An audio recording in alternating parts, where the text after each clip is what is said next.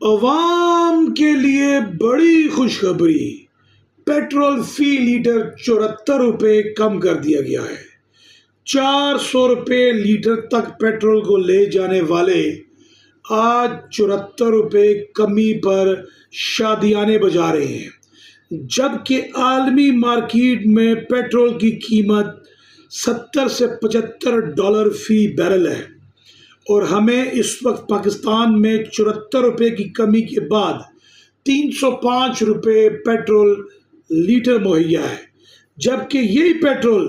عمران خان کے دور حکومت کے آخر پر $115 سے $120 فی بیرل تک گیا،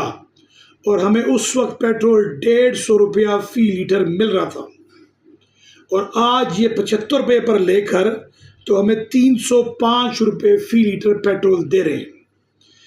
پچھلے منڈے کو اناؤنس کیا گیا ایک ٹویٹ کے تھرو کہ ایران اور امریکہ کے درمیان امن معاہدہ طے پا گیا ہے، لیکن اس سے پہلے بھی ہمارے ان ثالثوں کو آبنائے حرمت سے کچھ نہ کچھ مہیا ہو رہا تھا، کہیں نہ کہیں سے پیٹرول آ رہا تھا، ان کو مل رہا تھا،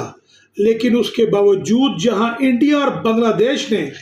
آخری وقت تک اپنے پیٹرول کی قیمتوں میں کوئی اضافہ نہیں کیا،